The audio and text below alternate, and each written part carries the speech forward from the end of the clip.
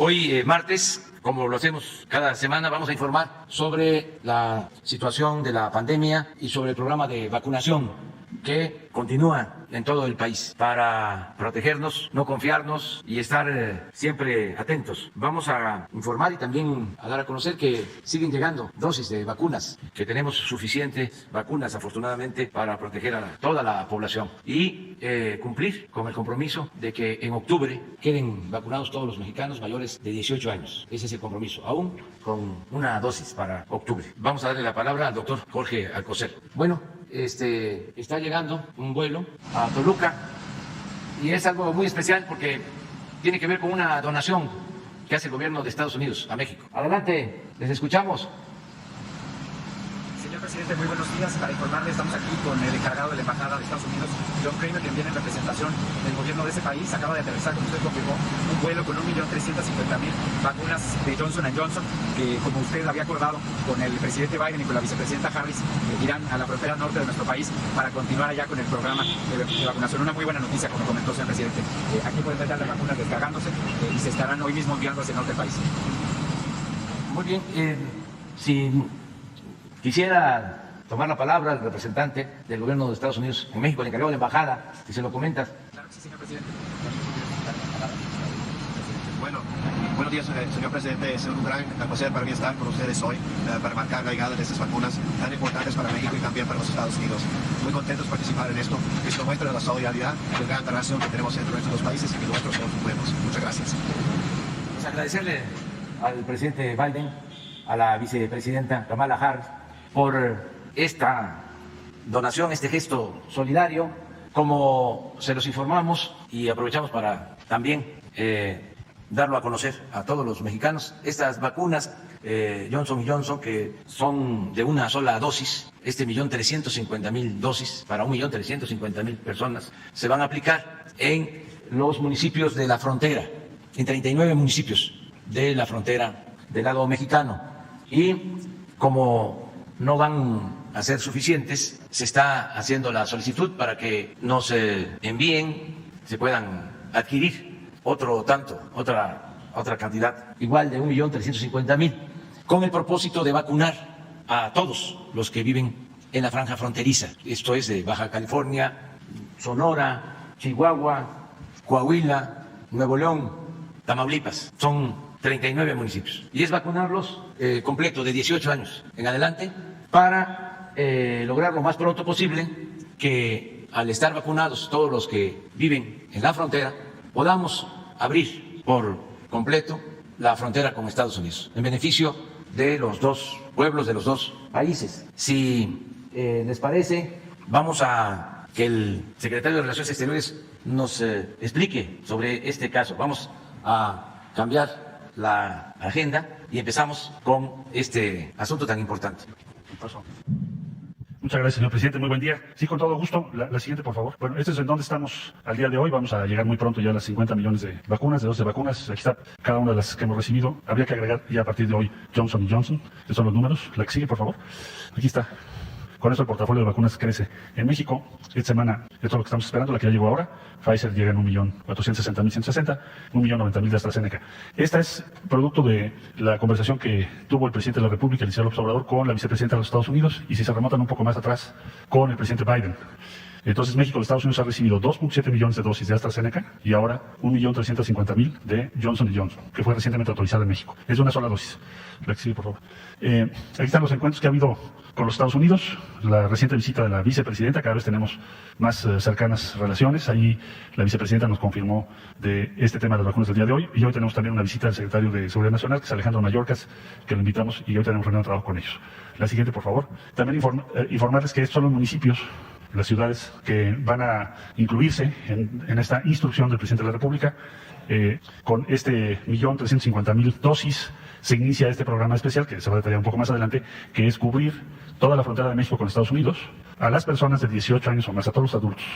En Tijuana, la población de 18 a 40 años pues son 700.000, en Ciudad Juárez un poquito más de 500.000, en Mexicali 350.000, en Reynosa, Tamaulipas 278.000. Estos 4 son los que tienen más población en la zona, pero se van a cubrir todos. La siguiente, por favor. Bueno, informar que México también ahora, por instrucciones del presidente de la República, envió 100.000 dosis de vacunas a Belice, 150.000 a Bolivia y 150.000 a Paraguay, con las vacunas que están elaboradas, la sustancia activa en Argentina y el envasado y llenado final en México. Con lo cual México actúa en función, en congruencia con lo que está demandando y trabajando con otros países del mundo. Así como recibimos, también compartimos. La siguiente, por favor. Y este es el reporte, señor presidente. Con su permiso, señor presidente, muy buenos días a todos y todas ustedes. Como ven, la política nacional de vacunación dirigida por el señor presidente sigue. Estamos cumpliendo el objetivo que les presentamos ya hace 23 semanas de disminuir la enfermedad grave y las defunciones ocasionadas por la COVID-19. Como saben ustedes también, y hemos comunicado en forma continua, se han vacunado a las personas más vulnerables, como son los trabajadores de la salud en atención de primera línea, a nuestros adultos mayores, a las mujeres embarazadas y también a los trabajadores de las escuelas en prevención al regreso a clases presenciales. Hoy en el Pulso de la Salud, que ya se inició con la presentación del canciller Marcelo Ebrard, cumplimos 21 semanas con la estabilidad de la actividad de la pandemia y el doctor Hugo López-Gatell mostrará en qué se sustenta, en qué estados existe un leve repunte y la estrategia de vacunación en los grupos prioritarios guiados, como es conocido, por la edad y la vulnerabilidad. La maestra Delfina Gómez nos informará el estado que guarda el regreso a clases presenciales y finalmente el general Luis Crescencio Sandoval nos llevará por los elementos de la logística que aseguran la llegada de las vacunas al sitio de su aplicación. Muchas gracias. Hugo, por favor. Permiso, presidente, secretarias, secretarios, colegas, muy buenos días. Ya comenta el doctor Alcocer lo que vamos a revisar de manera muy concreta, con base en nuestro informe técnico que solemos presentar todos los días. Recuerden que, aunque terminaron las conferencias vespertinas, el informe técnico se sigue publicando. Estamos viendo de ponerlo más temprano, a las 17 horas, y está toda la información disponible. En la curva epidémica que ven en su pantalla, que es la que ya conocemos, se ve lo que comenta el doctor Alcocer: 21 semanas de descenso. En la semana más reciente, tuvimos ya una zona de incremento de 8 puntos porcentuales, que se explica principalmente por 6 entidades federativas que tienen en este momento un incremento de casos. En 2 de ellas es un incremento muy sustancial, y es la península de Yucatán, es Quintana Roo y Yucatán. Hay un aumento importante de casos. Esto hemos hecho un llamado para que se reduzcan ciertas actividades donde se congrega la gente, de modo que pueda haber una reducción de contagios. También están al alza Baja California Sur y, con menor intensidad, considerablemente menor intensidad, pero ya con cierto incremento, Campeche, Sinaloa y Veracruz. Entonces, en estas 6 entidades federativas vamos a estar trabajando. La colaboración de los gobiernos estatales es muy buena, queremos destacarlo. Hay un gran sentido de responsabilidad y una respuesta muy inmediata, muy dedicada, como ha habido a lo largo de la epidemia. Pero eso es lo que explica este repunte en la curva nacional, y ojalá que, en la medida en que estas entidades federativas empiecen a tener una reducción en el número de contagios, también lo tenga el conjunto del país. Ahora, aquí queremos hacer un señalamiento general al pueblo de México: la importancia de solicitar atención de manera temprana. En este momento no tenemos problemas de saturación de los servicios de salud. Después de esas 20 semanas de reducción continua, tenemos un espacio muy amplio en las unidades COVID. Estas se han ido reconvirtiendo para ahora alojar a personas enfermas de otros padecimientos, pero en todo momento tienen capacidad de reescalar, de reorganizarse para recibir a personas con COVID. El mensaje es: no se espere, por favor, no se espere. Si usted tiene síntomas, fiebre, tos, dolor de garganta, dolor de cabeza, fatiga súbita, piense que puede ser COVID-19. Piense que puede ser COVID-19, es importantísimo que lo piense. Puede haber otras razones, pero estos síntomas durante una epidemia deben alertarle de que podría tener COVID-19. Si usted tiene relación con un familiar, un amigo, un compañero de trabajo que ha tenido síntomas semejantes, o quizá incluso fue confirmado o confirmada con COVID-19, y usted a los pocos días tiene esos síntomas, fiebre, tos, dolor de garganta, dolor de cabeza, fatiga, piense que tiene COVID. Ahora, una vez que piensa que tiene COVID, no se espere, no acepte por explicación válida: es otra infección respiratoria, no te preocupes, no pasa nada. COVID es una enfermedad que avanza rápidamente, y si no se toman las medidas de tratamiento, de control, de vigilancia de manera temprana, puede ser ya irreversible el daño que causa la enfermedad. Esto lo hemos seguido viendo a lo largo de la epidemia, muchas veces lo hemos enfatizado, que las personas esperan sin tener un primer contacto con un servicio de salud, y después, cuando ya intentan ir al servicio de salud, es demasiado tarde. Y una alerta particular: es común que las personas vayan a una consulta. Esto ocurre generalmente en el medio privado, pequeño, los pequeños consultorios, incluidos y de manera muy notoria los consultorios asociados a farmacia, y que les realicen una prueba rápida con una muestra de sangre. Esa prueba rápida durante la fase aguda es incorrecta, porque esa es la prueba de anticuerpos, y los anticuerpos solo van a ser positivos 15 o 20 días después de la enfermedad. Si usted tiene síntomas de COVID, va con el médico y le hace una prueba de sangre, y con base en esa prueba rápida le dice que no tiene COVID, eso es equivocado, es incorrecto. Vamos a estar supervisando estos consultorios para que no cometan este grave error, porque este grave error causa mucho daño, hace que las personas pierdan la oportunidad de un tratamiento temprano. Entonces, en resumen, no se esperen. Si usted tiene síntomas, fiebre, tos, dolor de cabeza, dolor de garganta, fatiga súbita, piense que tiene COVID y acuda a un servicio de atención médica, preferentemente los servicios públicos que han sido a lo largo de la epidemia capacitados y reorganizados para atender a personas con COVID-19. Vamos a ver el resto. Tenemos la hospitalización, como ya decimos, sigue manteniéndose esta reducción de 88% cuando comparamos con el momento más intenso de la epidemia. Y en la vacunación arrancamos un nuevo ciclo semanal con 280.400 dosis aplicadas ayer, lo que nos da un acumulado de 37.803.462 dosis de vacuna que hasta el momento se han utilizado. ¿Cuántas personas se han vacunado?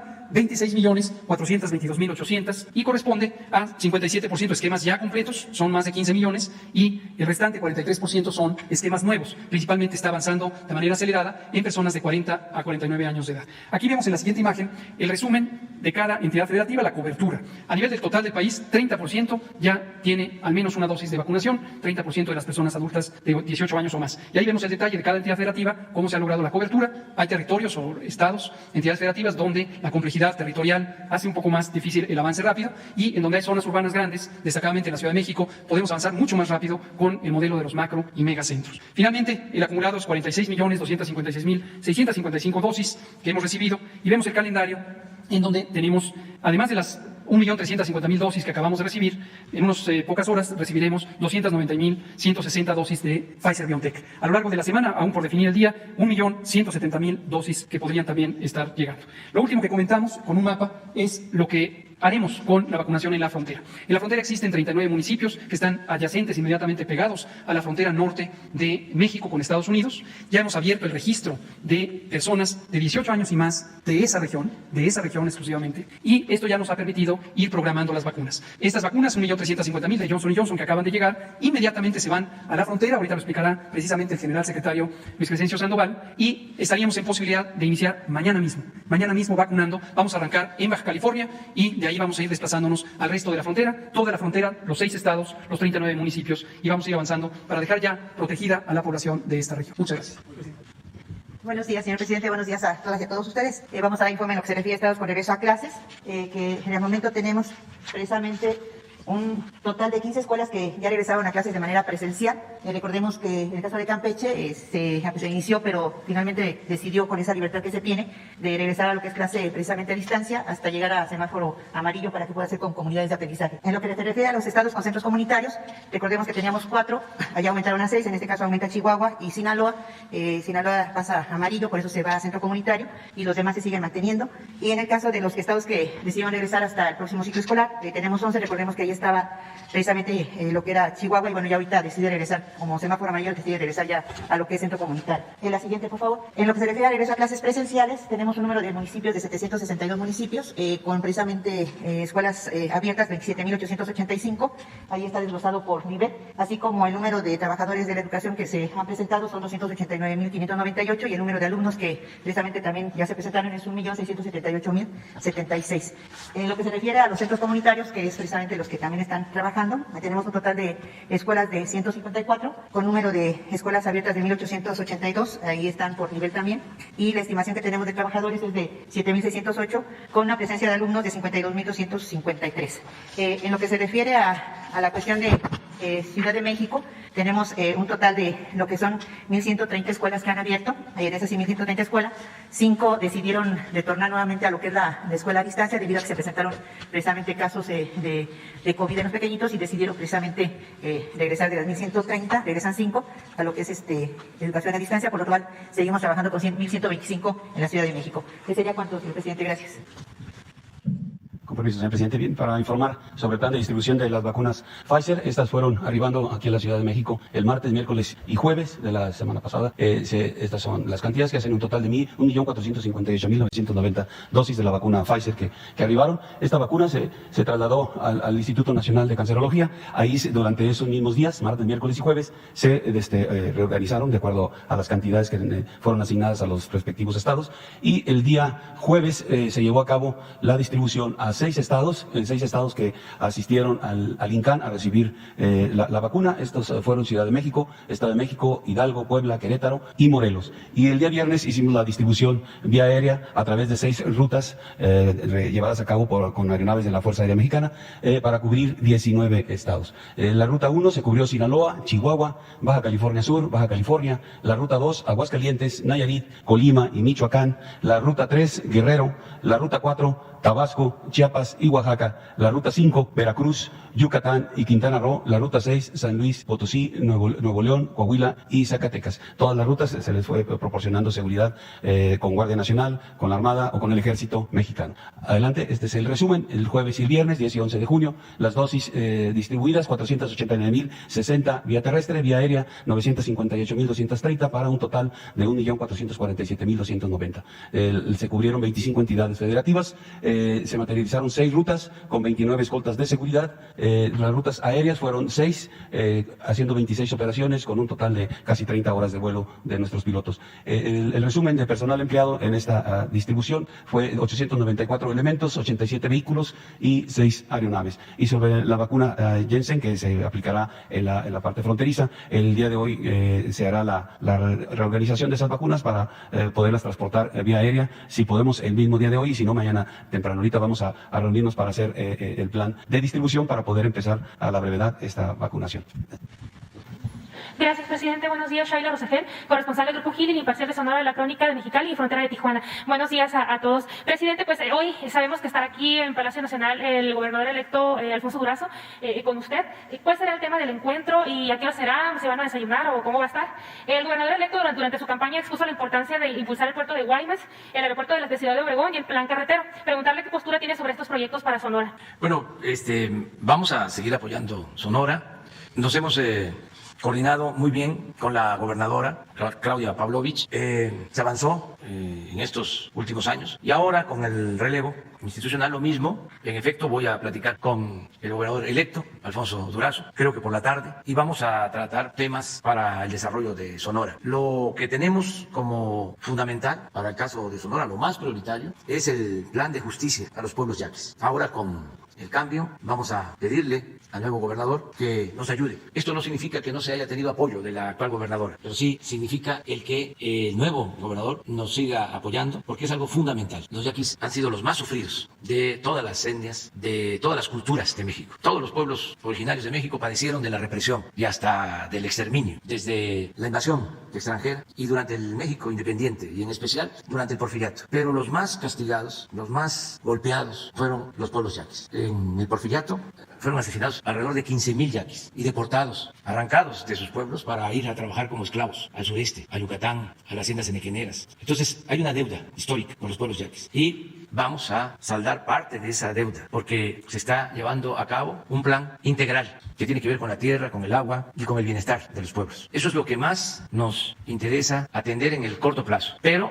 también tenemos que apoyar toda la actividad productiva de Sonora, tenemos que seguir impulsando los programas de salud, tenemos el compromiso de concluir el hospital de Hermosillo, equiparlo, incluso inaugurarlo ya en unos meses, antes de que termine la gobernadora. Hemos hecho el compromiso de concluirlo. Es un hospital de especialidades, se están comprando equipos modernos y van a haber médicos suficientes, especialistas, por mencionar solo una obra, pero podría decir lo mismo de la carretera de Bavispe a Agua Prieta, que la vamos a concluir, y desde luego el impulso a la educación, justicia a madres, padres de los niños de la guardería ABC. Tenemos ese compromiso, se ha ido avanzando, pero falta y vamos a cumplir, y así vamos a apoyar Sonora, desde luego a Guaymas, a Cajeme, también el deporte. Van a quedar rehabilitados los 2 estadios, el de Obregón, el de Hermosillo, las 2 escuelas de béisbol para jóvenes en Obregón, en Hermosillo y muchas otras cosas para Sonora. Y me da mucho gusto que hoy pueda ver a Alfonso. Y felicito a la gente de Sonora, a todos, hayan votado por el partido que hayan votado. Los felicito porque de manera pacífica, democrática, llevaron a cabo este relevo. ¿A qué hora sería es por la tarde, pero más o menos a qué hora sería la visita? A las 5. A las 5, aquí en Palacio. Y, presidente, bueno, por otro lado, pues viene el secretario de Seguridad Nacional de Estados Unidos, Alejandro Mayorkas, que planteará a México, van a hablar sobre la reapertura. Entonces, me gustaría saber qué planteamiento en concreto tiene México sobre la reapertura de la frontera norte con el secretario. Bueno, el planteamiento concreto ya lo habíamos comentado y además le dimos la más cordial bienvenida al secretario Mayorkas. Es una buena señal que venga a México para escuchar los planteamientos de nuestro país. ¿Qué se está planteando? Que, en primer lugar, presentarle cuál es el impacto que ha tenido el cierre de la frontera hasta ahora, lo que estima México que ha sido el impacto para toda la región, México, Estados Unidos. Segundo, informarle, compartirle que México va a hacer un esfuerzo extraordinario de vacunación, como aquí ya se señaló, para que nuestras ciudades estén en estándares similares a los Estados Unidos en proporción de vacunados. Además, con una vacuna, en este caso Johnson & Johnson, autorizada en México, por supuesto en Estados Unidos, fabricada en los Estados Unidos. De manera que es una vacuna que tiene el aval, el respaldo para los Estados Unidos. Y una vez que tengamos este avance, que pues ya a partir de hoy se inicia este programa, como ya aquí se dijo, va a cubrir toda la frontera, pues entonces no habría un argumento de carácter sanitario ya para mantener esas restricciones. Entonces allí caben 2 caminos. Un camino es que se llegue a un acuerdo para que, dependiendo del avance que tengamos por ciudad, se vayan relajando esas restricciones hasta que sean levantadas, que ya no haya restricciones. Y otro camino es que cuando se llegue a un porcentaje en el conjunto de las ciudades, se tome esa decisión. Eso lo vamos a conversar con él el día de hoy como propuesta de México. Y veremos ya qué nos dice, vamos a informar una vez que termine esa visita. Eso es lo que vamos a plantear. Muchas gracias. Y ya por último, preguntar, en China y en Rusia ya se están probando vacunas contra COVID-19 para niños. Que quería yo preguntar, ¿cuándo estiman que el mundo puede autorizar una vacuna segura para niños pequeños? ¿Y cuándo podría llegar a México? Por ejemplo, en China estaba leyendo que a partir de los 3 años se está probando esta vacuna. Entonces, me gustaría... Bueno, le vamos a pedir al doctor Hugo López-Gatell que nos informe. Quiero aprovechar para agradecerle al doctor Hugo López-Gatell que durante mucho tiempo, más de un año, estuvo informando todas las tardes, noches. Se convirtió en nuestro maestro, orientándonos, informándonos.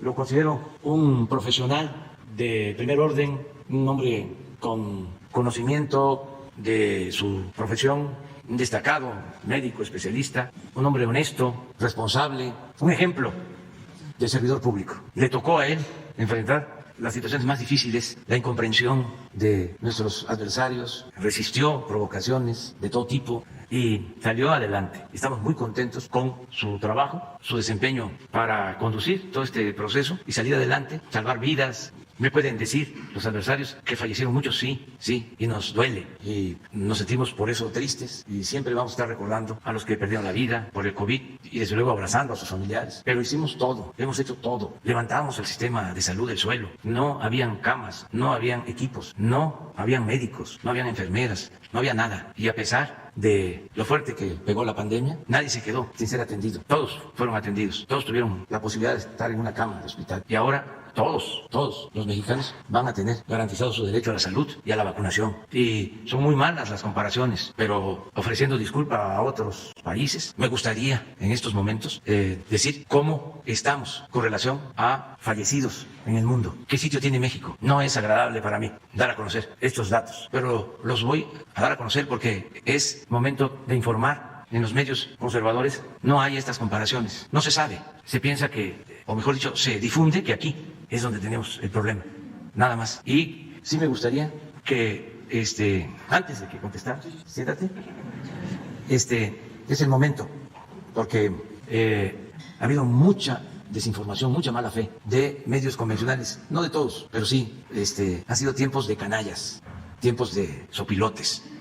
Miren, ponla completa. Esta es una tabla de 30 países. De acuerdo a los fallecidos por la pandemia, México tiene lugar 19 de 30. De fallecidos por millón de habitantes.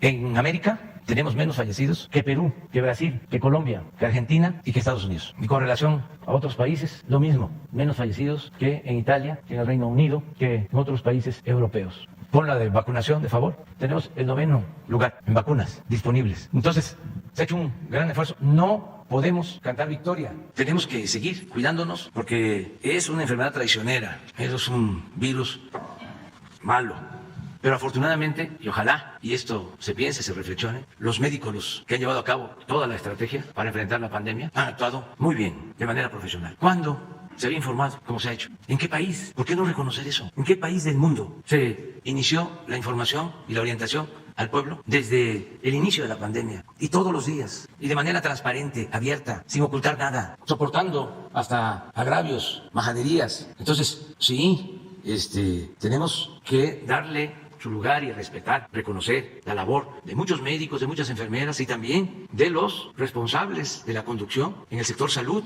Y subrayo algo, la importancia de que la salud no se privatice, porque eso se pudo lograr porque se intervino y no se escatimaron esfuerzos ni recursos. Hasta el día de hoy hemos ejercido 20,000 millones de pesos en la adquisición de vacunas y no tenemos problemas. Y toda la atención médica y las vacunas gratuitas. Por eso, no a la privatización de la educación, no a la privatización de la salud, no a la privatización del bienestar del pueblo. Entonces, es importante esta reflexión en estos momentos, porque yo no había podido agradecerle al doctor Hugo López-Gatell y a todo su equipo por lo que han hecho. Pero este es el momento de hacerlo. Ya no se va a informar en las tardes porque ya se está bajando la pandemia, afortunadamente. No quiere decir de que no estemos atendiendo. Anoche nos reunimos todos los lunes, los jueves, nos reunimos todos para ver lo de la pandemia, tratar el tema, las estrategias a seguir.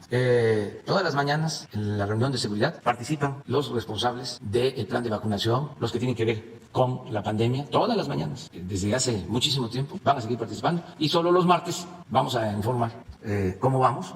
Si hay algo extraordinario, pues aquí se informa, cualquier otro día. Ahora sí, sobre los niños.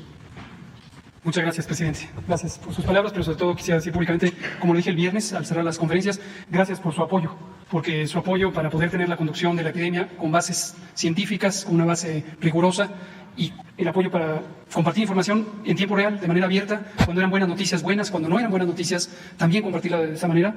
Eso no se ha dado en las naciones del mundo. En esta misma pandemia de COVID-19 hemos visto distintas situaciones en donde los criterios políticos se imponen sobre los criterios científicos en vez de encontrar un punto adecuado de potenciación.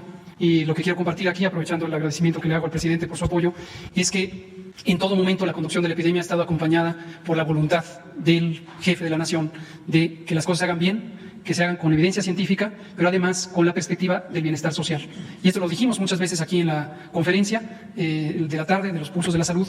En un país que tiene tan grandes desigualdades sociales, no se puede tener un criterio a rajatabla solamente con el reduccionismo de lo biológico. Hay que tomar en cuenta lo social. Y por eso las distintas medidas, como nuestra Jornada Nacional de Sana Distancia, representan una modalidad específica de utilizar los mecanismos de la salud pública, del distanciamiento social, de la mitigación comunitaria, pero teniendo siempre en cuenta el bienestar social. Y recordarán que comentamos que en México decidimos no utilizar en ningún momento la coerción, sino acudir a la persuasión, al convencimiento, a la invitación al pueblo para que se sumara a las actividades. Nunca tuvimos una sanción dirigida a las personas. Lo que planteamos es que los espacios públicos, escolares, de trabajo o espacios en general donde conviven las personas serían los sujetos de la acción del gobierno en términos de orientar la reducción de la movilidad, pero no las personas. Y consideramos que eso ha sido el pilar del manejo de la epidemia, tener esa noción de que el bienestar social es importante, no solamente lo biológico. Muchas gracias, presidente. Es un privilegio y un honor trabajar con usted, trabajar con mi maestro, el doctor Alcocer, y en general por la Cuarta Transformación. Sobre la pregunta, quisiera aprovechar para comentar el asunto. La inquietud es ¿cuándo los niños, cuándo las niñas? Los ensayos clínicos, los estudios científicos que se hacen para identificar las propiedades de las vacunas, su seguridad, su eficacia, se hacen siguiendo ciertos estándares de la ética de investigación en salud, que ha sido asentada a lo largo de muchas décadas. Uno de esos criterios éticos considera que las poblaciones vulnerables no deben ser involucradas en los estudios iniciales. ¿Por qué razón? Para garantizar la mayor protección de esas poblaciones vulnerables. La vulnerabilidad se identifica de múltiples maneras. Puede ser vulnerabilidad social, puede ser vulnerabilidad en grupos étnicos que han sido históricamente relegados, personas privadas de la libertad, embarazadas o, desde luego, menores de edad. Entonces, nunca se hacen ensayos clínicos de inicio considerando estas poblaciones, a menos que el interés de protección del producto que se está investigando, en este caso las vacunas, sea preponderante en esas situaciones. Por ejemplo, una enfermedad de niños, evidentemente tendría que considerar desde el inicio, en un ensayo de vacunas para prevenirla, a las niñas y niños. Pero no es el caso aquí. Afortunadamente, COVID-19 está ya muy claramente identificado en el mundo que las personas menores de edad no tienen un riesgo tan alto como lo tienen las personas de mayor edad, en especial de 45 años en adelante. Pero una vez que se tienen las evidencias científicas producto de estos ensayos de que la vacuna es segura y eficaz, como lo son todas las que están en uso en México y en el mundo, entonces se puede ir incorporando distintas rondas de ensayos, estos estudios en población, en donde ya se consideren a menores de edad. Esto es lo que está ocurriendo ya. Algunas vacunas ya lo han logrado. Pfizer en concreto fue la primera que logró la aprobación de la FDA de Estados Unidos para uso en 12 a 15 años de edad y ya está conduciendo estudios para incluso menores de 12 años. Y varias de las vacunas están en eso. El proceso que seguiremos en México, como lo hemos dicho, es en cuanto esa evidencia científica esté completa y se nos presente a la autoridad regulatoria, a COFEPRIS, la evidencia, se irá procesando para evaluar y, en su caso, autorizar el uso de emergencias en poblaciones menores. El viernes pasado, precisamente, COFEPRIS, su comité de moléculas nuevas, evaluó a la vacuna Pfizer con base en el expediente adicional que dio Pfizer y recomendó la autorización de uso de emergencias de la vacuna Pfizer en personas de 12 a 15 años. Seguramente en los próximos pocos días ya se concretará con una resolución formal, pero esta es la recomendación del Comité de Moléculas Nuevas. Y así seguiremos. Ahora, lo último que quiero decir, para poner en contexto, es hacia dónde vamos en el mundo con las vacunas. Una de las inquietudes importantes es lograr demostrar la seguridad y eficacia en toda la población. En el caso de México tenemos vacunas para cubrir a toda la población. Tenemos contratos, las vacunas van llegando, pero los contratos nos permiten tener 120 millones de dosis de vacunas. Nos da para toda la población.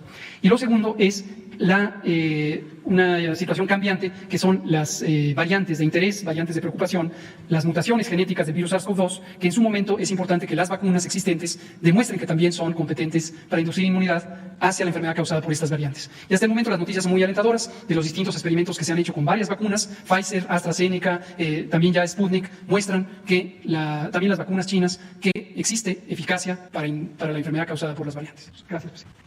Gracias, presidente. Buenos días a todos. Nancy Rodríguez, de Oro Sólido. Presidente, seguramente usted ya está enterado. Se anuncia la retirada, ¿no?, de otro de los principales líderes charros sindicales de este país, el señor Francisco Hernández Juárez, que lleva 45 años como dirigente sindical en Teléfonos de México, a quien a través de un video que ya publicamos en nuestro canal, pues Hernández Juárez asegura que ya es tiempo de retirarse y dar paso a las nuevas generaciones.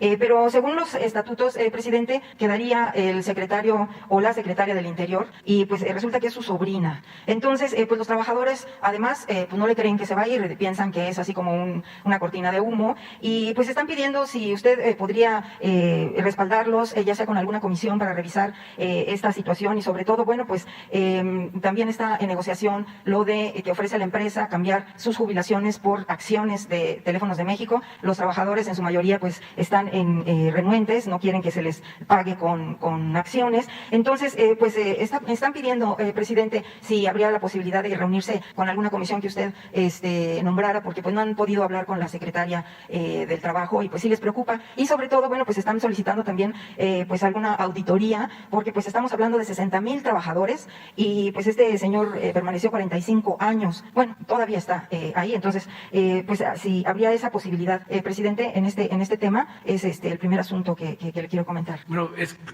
cosa que lo veamos, que se atienda a través de la Secretaría del Trabajo. Miren, qué bien que, de ser cierto, Francisco Hernández Juárez tome esta decisión y debe de reconocerse el que después de bastante tiempo los dirigentes se jubilen. Y en el caso de Francisco Hernández Juárez, en efecto, lleva mucho tiempo en el sindicato, pero también es importante reconocer que ha hecho una labor, ese es mi punto de vista, a favor de los trabajadores, porque hay casos donde no solo tardan mucho, se vuelven eternos, sino afectan a los trabajadores que se dicen representar. Yo no creo que sea el caso de los trabajadores telefonistas. Su contrato colectivo tiene prestaciones que no han logrado otros sindicatos. De todas maneras, con respeto, porque no es el caso de Pemex. Ahí el Estado o Pemex actúa como patrón. Acá es una empresa particular, es distinto. Yo puedo opinar más sobre sindicatos que tienen que ver con el Estado mexicano, con el gobierno, pero no puedo intervenir en la vida de las empresas y de los sindicatos, de esos centros de trabajo. Tengo que ser muy respetuoso. Entonces, vamos a buscar la forma de atender a los trabajadores y que se concilie y que salgamos bien, salgamos adelante. No creo que se esté pensando en cometerse injusticias contra los trabajadores telefonistas. Pero de todas maneras, vamos a estar pendientes y los atendemos, si te parece. Claro que sí, presidente, gracias. Y bueno, en este mismo tema, presidente, seguramente usted estuvo enterado que la vicepresidenta Kamala Harris sostuvo un encuentro privado con 6 representantes del sector obrero. Sí, le notificaron del encuentro y lo que se vio en el encuentro. Hablé con una de ellas, que fue la representante obrera, y bueno, presidente, es Imelda Jiménez. Ella es una trabajadora despedida desde hace 7 años de la empresa de la metalúrgica brasileña Texit Hierro México, en Coahuila. Entonces, ella fue la que tuvo la oportunidad de hablar en nombre de todos los trabajadores ante la señora Kamala Harris. Y les ofrecieron nada más 2 minutos para exponer su punto. Pero, pues resulta que ella, representando pues a la clase trabajadora, habló en nombre también de los 126 trabajadores que son despedidos precisamente de esta empresa, Texit Hierro México. Entonces, pues también la señora Kamala Harris, la vicepresidenta, se tornó muy interesada en esta situación. Y sobre todo, presidente, bueno, ellos están pidiendo también que usted o de su equipo de la Secretaría del Trabajo pues les ayude a resolver este problema de Texit Hierro México. Y fíjese que también hubo otros representantes aquí con la vicepresidenta Kamala Harris. Estuvo el señor alcalde, que tengo entendido es el papá de la secretaria de la Secretaría del Trabajo. Pero, presidente, usted sabe que este tema es muy delicado y está en todo un, pues ni siquiera es una cláusula, sino es un espacio muy grande del TEMEC.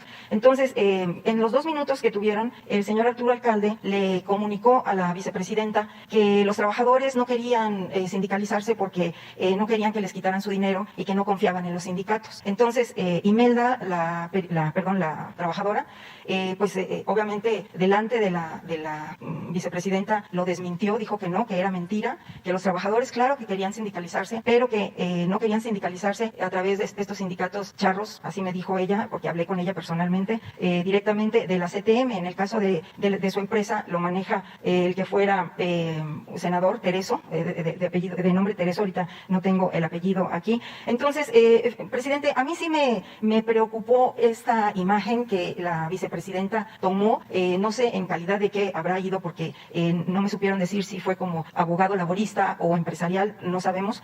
Yo conozco a muchos líderes sindicales y líderes obreros y abogados obreros, pero a él no lo conozco en lo personal.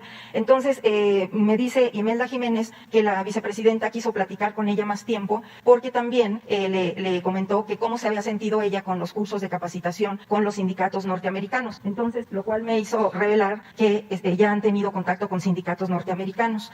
Entonces, le dijo la vicepresidenta Harris que se iba muy satisfecha por haber platicado con ella y bueno, con todos los demás presentes. Entonces, presidente, yo le pediría qué opinión le merece esto, porque creo que es un apartado muy importante en el TEMEC y de ser posible, pues ahora que se terminaron las conferencias de Secretaría de Salud, si no presenciales, que se hicieran también algunas conferencias o algunas presentaciones a través de Zoom, a través de Internet, porque yo siento que este movimiento obrero que viene está muy despierto. La verdad es de que aquí traigo como 2 o 3 denuncias también de otros trabajadores. Estamos hablando de Cepomex, despedidos, estamos hablando de la principal minera de Zacatecas, que también me mandaron videos que fueron golpeados. Entonces, ese sería mi primer tema, presidente. Pues en efecto, cuando nos reunimos con la vicepresidenta, ella me comentó de que iba a tener esa reunión, pero no me informaron más, porque el propósito es garantizar las libertades, que todos podamos expresarnos. México es un país abierto al escrutinio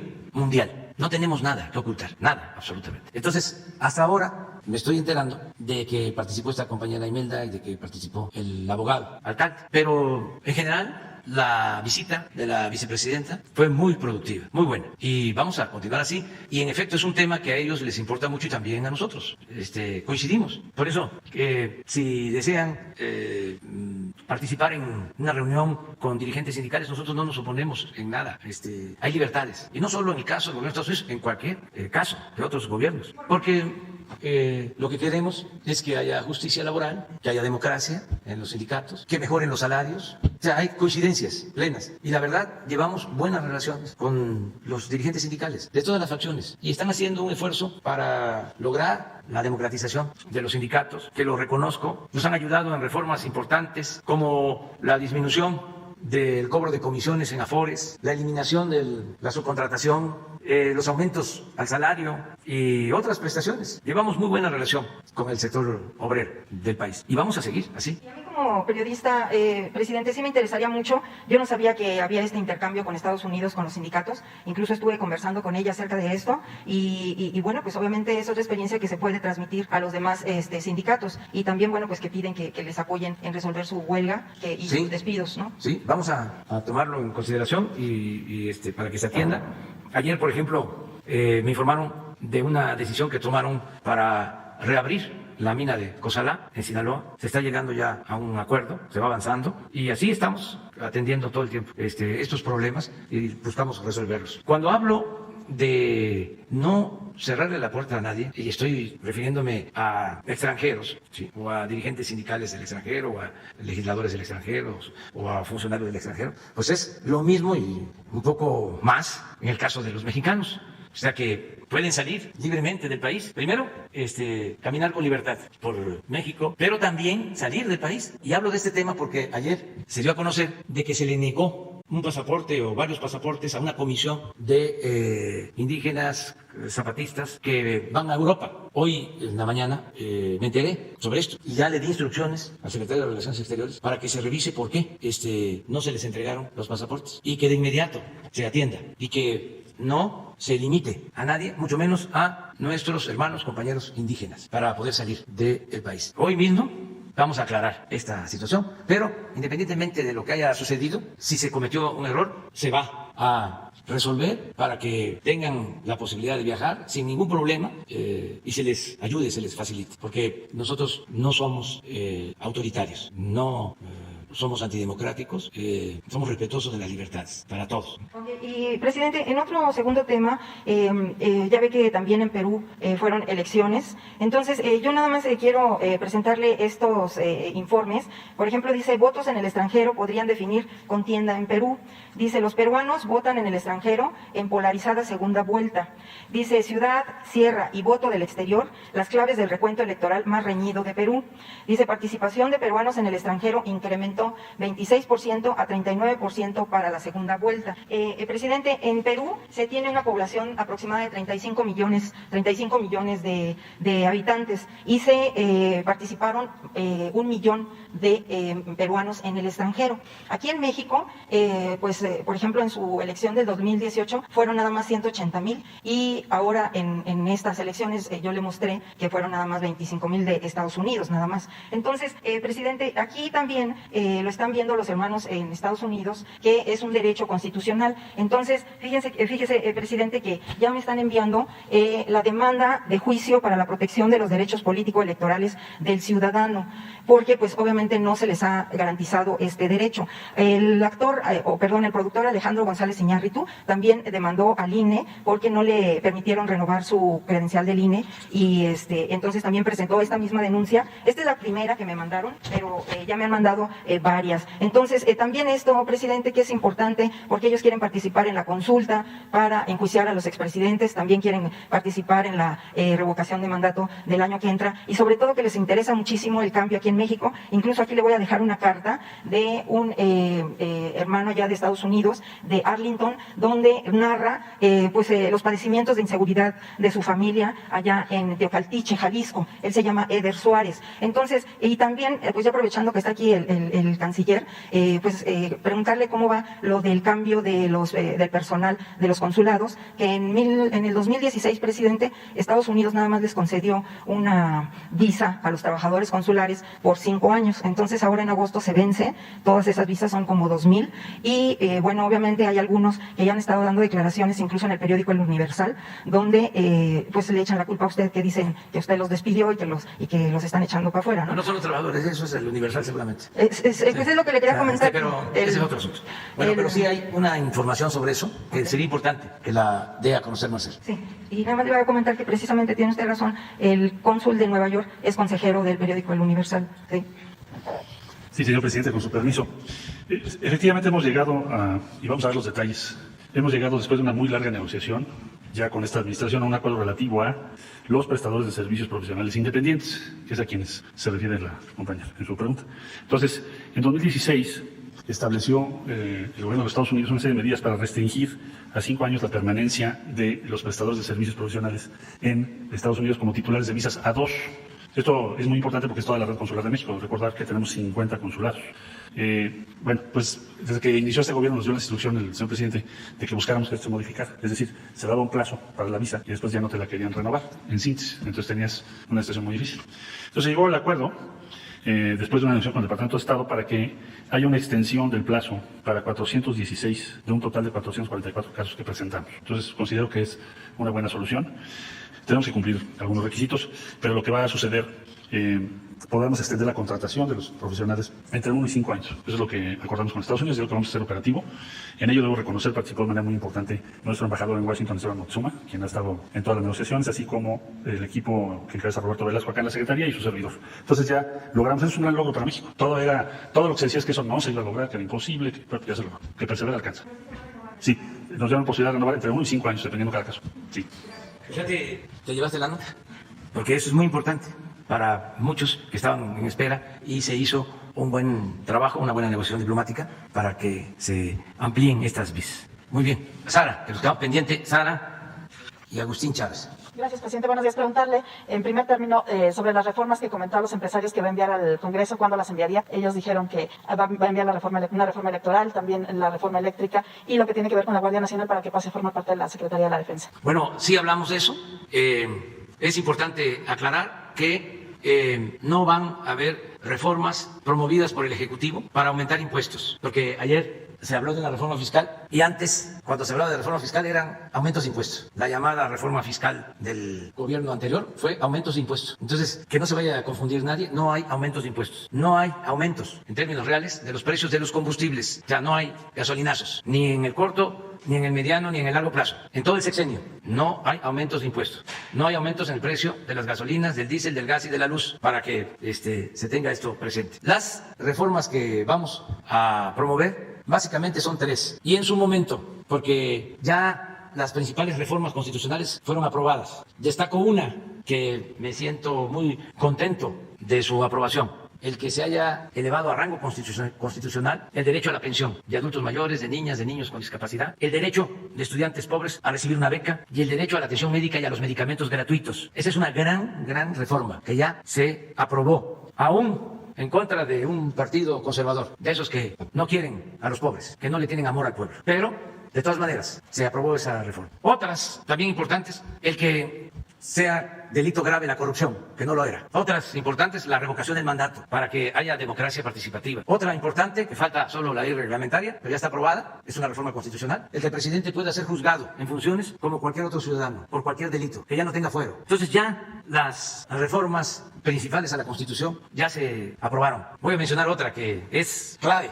Está prohibido por la Constitución, y así se establece en el artículo 28, la condonación de impuestos, porque los de mero arriba, que ahora están enojados, durante décadas no pagaban impuestos o les devolvían los impuestos, y ahora no hay condonación de impuestos. Por eso tenemos una buena recaudación, porque antes engañaban de que los de arriba pagaban impuestos y los de abajo no pagaban impuestos. Todavía hasta siguen pensando de esa manera. Lo que proponían era que se cobrara impuesto a los trabajadores independientes, a los de la economía informal, a los viene, mientras las grandes corporaciones económicas, financieras, no pagaban impuestos. Ahora ya está en la Constitución el que se prohíbe la condonación de impuestos y todos están pagando. Eso los tiene algunos molestos, pero ya se les va a ir pasando. Ahí vamos, poco a poco, convenciéndolos de que todos tenemos que contribuir. Entonces, ¿qué nos queda? Pues 3 reformas constitucionales. Tengo la obligación de presentarlas porque considero que son necesarias y son buenas para el pueblo y para la nación. Una, que fortalezca a la Comisión Federal de Electricidad, porque durante el periodo neoliberal apostaron a destruir a la Comisión Federal de Electricidad para dejarle el mercado de la industria eléctrica a los particulares, sobre todo a las empresas extranjeras, que se apoderaron de México. Era nuestro país como una tierra de conquista y esto afectó a los usuarios,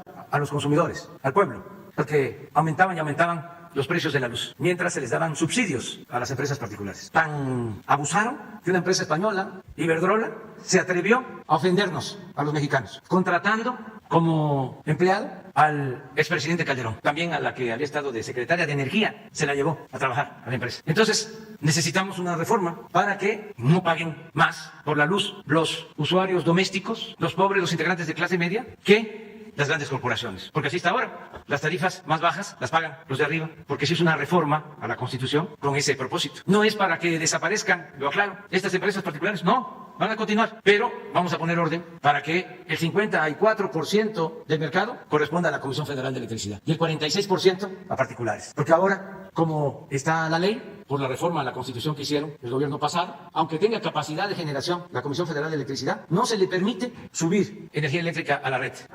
No se le permite el despacho, así le llaman. Tienen que subir primero las particulares y luego las plantas de la Comisión Federal de Electricidad, cuando se trata de una empresa pública. Y cuando por esa empresa pública, si se maneja como se está haciendo, con eficiencia, vamos a garantizar que no aumente el precio de la luz. Entonces, esa es una reforma, porque si no, llueven los amparos. Yo no quería llegar a una reforma constitucional en materia eléctrica. Entonces, por eso se hizo una reforma a una ley para resolver este problema. Pero todavía no se publicaba la ley que fue aprobada y empezaron a aprobarse por los jueces los amparos. Entonces, ¿qué nos queda? Una reforma constitucional. Si los legisladores dicen que no, yo ya cumplí. Si ellos quieren seguir apoyando esta injusticia, el que empresas particulares tengan mejor trato que la Comisión Federal de Electricidad, pues que asuman su responsabilidad. Esa es una. Dos, una reforma electoral para que de verdad haya independencia en todo el proceso de las elecciones, que no domine el conservadurismo, que haya democracia, porque durante mucho tiempo se han inclinado los que deberían de actuar como jueces en favor de los grupos de intereses creados. Entonces tenemos que buscar la forma de que quienes coordinen los procesos electorales sean gente de inopetable honestidad, rectos, auténticos demócratas. Se nos dice a los empresarios, ¿qué es un demócrata? Es una gente que independientemente de su origen, de clase o de su manera de pensar, actúa con rectitud. No es un demócrata, como ha sucedido en México, el que dice, no podemos permitir que llegue a la presidencia un populista. Luego entonces, hagamos todo para evitarlo, hasta robarnos la elección, hagamos un fraude patriótico. No, sea quien sea, si el pueblo lo decide, debe tener la oportunidad de gobernar. ¿O qué? ¿Queremos nada más una democracia para las élites? ¿Queremos nada más a Kratos sin demos, a poder sin pueblo?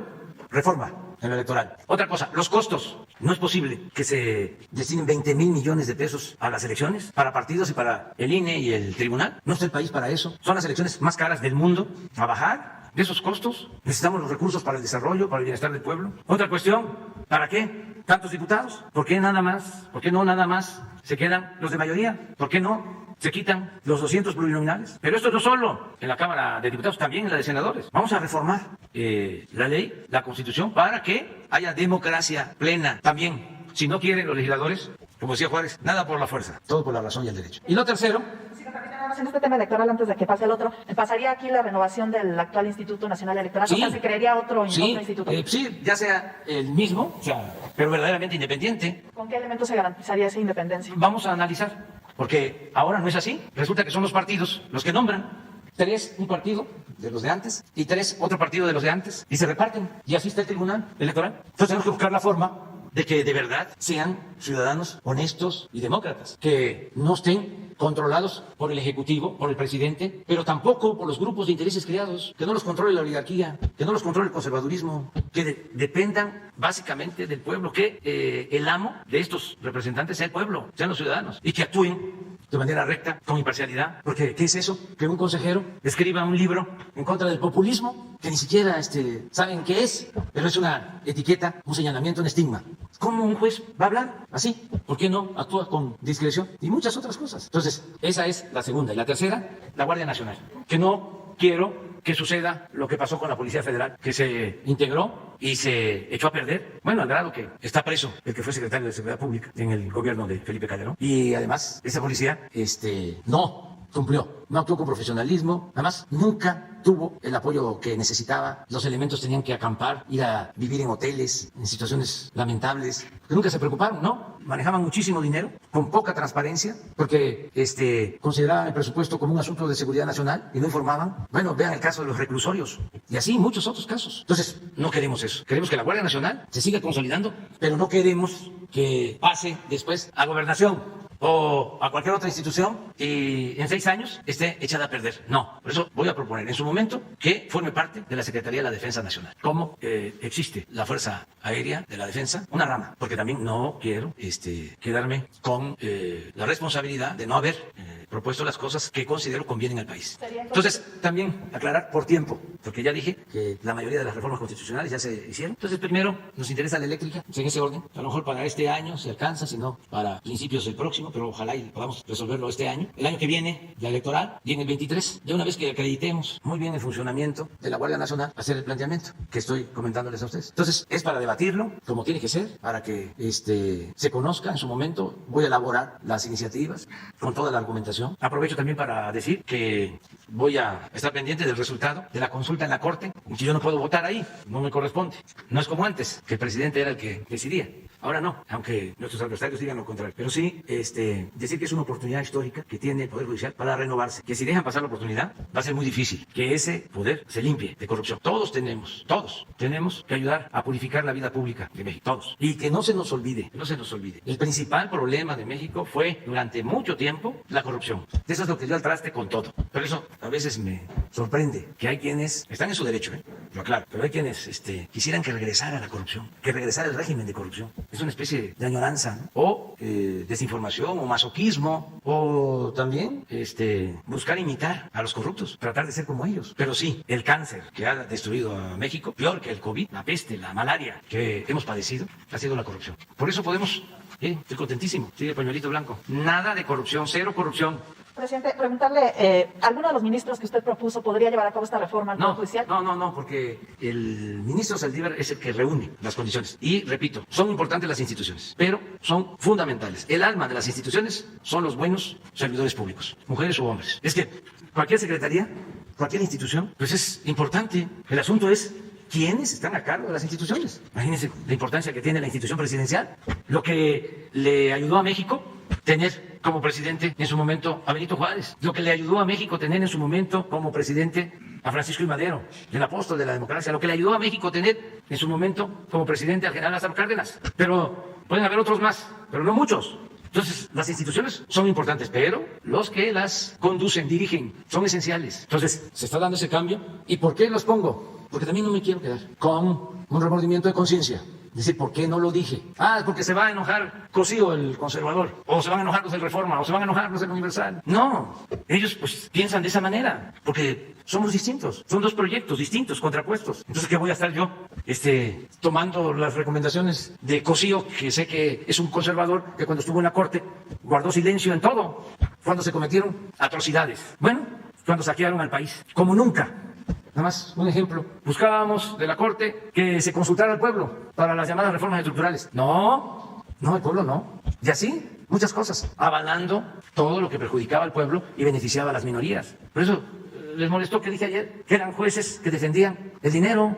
Así es, no defendían a los pobres. También no generalizo. Hay jueces, hay magistrados, hay ministros consecuentes, pero la mayoría está para proteger solo a los de arriba. Es lo que pasaba aquí en el Ejecutivo. ¿Quiénes se beneficiaban con el presupuesto? Los de arriba. Pues ¿cómo no van a estar inconformes los de los medios convencionales si se llevaban como 20,000 millones de pesos al año de publicidad? ¿Y qué se les daba a los jóvenes? Nada. ¿Qué se les daba a los adultos mayores? ¿Qué se les daba a las niñas, a los niños con discapacidad? ¿Cuántas becas se entregaban? ¿Qué se les daba a los campesinos? ¿Qué se les daba a los pescadores? No existían. La política era asunto de los políticos y los políticos estaban al servicio de los potentados, empleados. Este ejemplo que les estoy dando de la empresa eléctrica. De eso se lo dije al gerente de Iberdrola, porque le estaba pidiendo y le sigo pidiendo de que se llegue a un acuerdo con los contratos, y la respuesta era, no, nosotros siempre hemos actuado con legalidad y dale con eso. Hasta que le dije, mire, ustedes nos han ofendido. ¿En qué lugar del mundo una empresa contrata a un secretario o secretaria de Energía y se lleva a su consejo de administración a un expresidente de la República? ¿Por qué vienen a ofendernos? Entonces eso es básicamente, y que todos los ciudadanos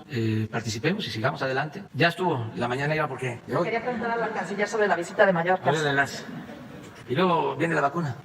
Pero mañana también vamos a poder... de seguridad nacional. Ya habló Marcelo. ¿Pero qué otros temas? Mañana hablamos también, sí. Pedro. Sí, señor presidente, buenos días. Tenga usted, estamos aquí en el aeropuerto de la Ciudad de México, recibiendo el segundo vuelo de vacunas del día de hoy, señor. Es el vuelo 88, el embarque 74, es de Pfizer y vienen 290.160 vacunas. y con este hacemos un total en el país, señor presidente, de 47.896.815 vacunas ya en México para seguir con la campaña nacional de vacunación contra COVID-19. Están aquí los compañeros del Ejército Mexicano, los compañeros de la Guardia Nacional, del aeropuerto, los compañeros de Cargojet y todos aquí atentos para que este embarque llegue a su destino. A ver, repite la cifra total de vacunas recibidas. 47.896.815 vacunas en el país, señor presidente. Entonces es probable que para finales del mes pasemos de 50 millones. Así es, señor, se romperá la barrera de los 50 millones de vacunas en México. Muy bien. Gracias, Pedro. Muchas gracias. Hay que seguirnos vacunando.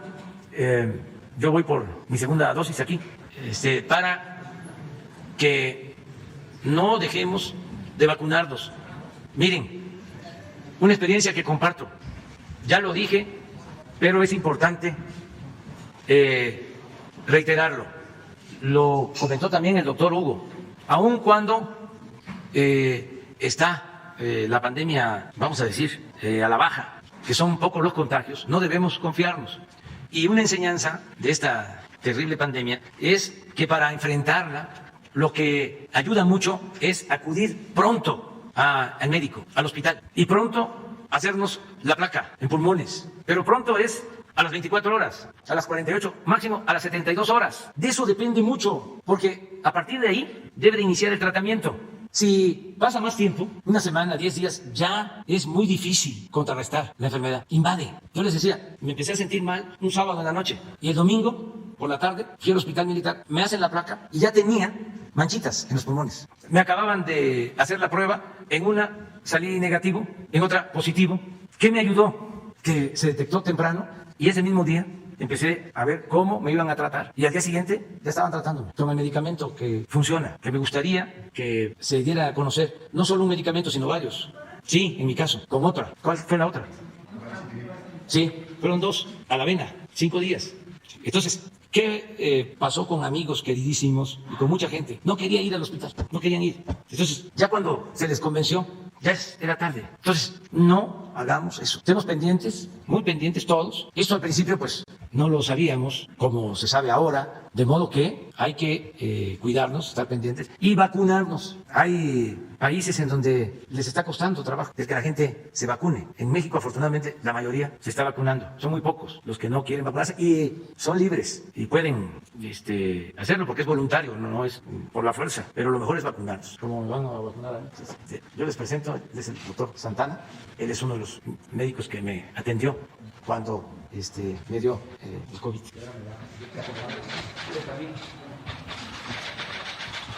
Pero yo quiero que me quede. Ya tuve el izquierdo.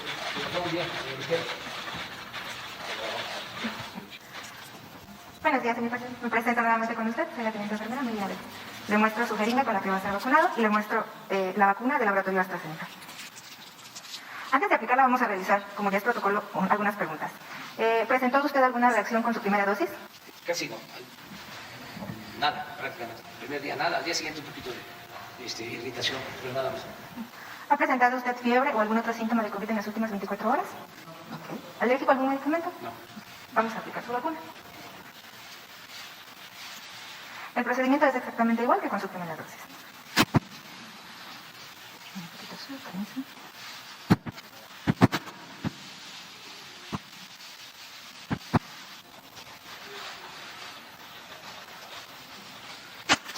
Es importante que nos haga saber si presenta alguna reacción. Y como en la primera ocasión, vamos a pedirle que permanezca en observación 30 minutos para verificar que no hay alguna reacción importante.